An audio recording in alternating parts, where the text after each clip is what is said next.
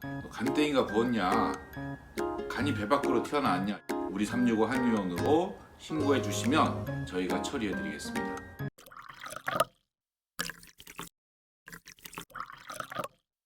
일상생활 속에서 궁금한 내용을 한의학적으로 풀어보는 짱이지 한의학, 오늘 6번째 시간을 시작하겠습니다. 오늘은 주제가 간인데요. 스스럼 없는 사이에 이런 표현을 쓰죠. 간땡이가 부었냐? 간이 배 밖으로 튀어나왔냐? 이런 얘기들을 흔히 하는데, 이 간이 커졌다 또는 배 밖으로 튀어나올 정도로 이 간이 이렇게 부었다, 이게 뜻하는 바는 좀 무모하고 분수를 모르고 날뛰는 행동이나 언행을 할 때 이런 말을 쓰는 거죠. 그래서 제가 이 말을 한의학적으로 풀기 위해서 한의학 고서에 나오는 구절을 인용하겠습니다.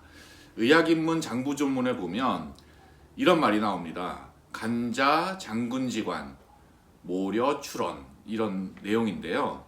여기서 이제 간이라는 것은 장군의 기관이다. 장군이라는 것은 우리가 생각하는 통솔력을 갖고 용감무쌍한 그런 장군의 이미지와 똑같은 그런 장군입니다. 그리고 모려가 나온다, 이렇게 얘기했는데 좀 어려운 말이죠. 그래서 제가 쉽게 설명하겠습니다. 여기서 나오는 모자는요, 공모, 음모, 모략, 도모하다, 이런 단어와 같이 어떤 계략을 세우는 그런 내용입니다. 려라는 것은요, 생각하는 건데 깊이 생각하는 겁니다. 그래서 고려, 숙려, 사려, 이런 단어에 쓰이듯이 아주 깊이 생각하는 것입니다. 어떤 계획을 함에 있어서 깊이 생각하고 빈틈없이 계획을 한다면 거기에 두려움이 없겠죠. 그래서 과감하게 결단성 있게 행동할 수 있는 것이고요. 간땡이가 부었다는 것은 결단력과 추진력이 너무 지나쳐서 분수를 모르고 날뛰는 행위나 언동이다, 이렇게 정의할 수 있겠습니다. 이렇게 계획이 잘 서 있을 때는 두려울 게 없죠. 치밀한 계획을 세우고 계획대로 밀어붙이면 되니까요. 우리가 이제 추진력과 결단력이 있다고 봤을 때, 그런 사람을 평가할 때 간이 크다 또는 반대로 간이 작다, 이렇게 표현하기도 하죠. 이와 유사한 표현이 있는데요. 배포라는 것입니다. 그 사람은 배포가 크다, 배포가 작다, 이렇게 표현하는데, 배포라는 것은 머리를 써서 조리 있게 계획함 또는 그런 속마음이거든요. 배포가 큰 사람은 그런 계획을 잘하고 미래에 웅대한 포부를 가진 경우를 이렇게 표현합니다. 그래서 간이 크다, 간이 작다와 유사하게 배포가 크다, 따라서 지략과 추진력이 뛰어난 사람을 배포가 크다, 이렇게 표현하고 있습니다. 언제부턴가 간 큰 남자 시리즈가 유행했던 적이 있습니다. 남자가 주제넘게 부인한테 대드는 이런 남자를 빗대어서 유행어가 나온 적이 있는데요. 20대에는 밥상 앞에서 반찬 투정하는 남자, 30대에는 아침밥 달라고 하는 남자, 40대는 아내가 외출할 때 어디 가냐고 묻는 남자, 50대는 아내가 야단칠 때 눈을 똑바로 쳐다보는 남자, 60대는 퇴직금 어디 썼냐고 물어보는 남자, 70대는 아내가 외출할 때 따라간다고 하는 남자, 심지어 80대는요, 아침에 눈 떴다고. 이거는 이제 여성의 지위가 시대에 따라서 상승하고 그거를 따라가지 못하는 남성의 어떤 현실을 비꼬는 이런 우스갯소리였죠.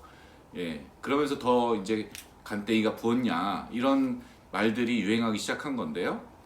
아무튼 이런 말을 듣지 않도록 조금 더 조심하고 조금 더 섬기면서 살아야 되지 않을까, 이렇게 생각을 해봅니다. 그런데요, 실제로 간이 붓기도 하거든요. 이게 크기가 똑같은 게 아니라 커지기도 하고 실제로 붓기도 합니다. 한의학에서는 간의 기능 중에 소설 기능을 굉장히 중요하게 보거든요. 그래서 간은 소설을 주관한다, 이렇게 정의하고 있는데요. 소설은 소통시키고 배설시키는 것입니다. 어딘가 막힘없이 잘 흐르도록 하고요. 또 노폐물이나 몸에 필요 없는 것들을 배설이 잘 되도록 하는 기능을 갖고 있습니다. 그런데 이 소설 기능이 잘 안 되면 간이 딱딱해지거나 붓거나, 그래서 여러 가지 병적인 문제를 일으킵니다.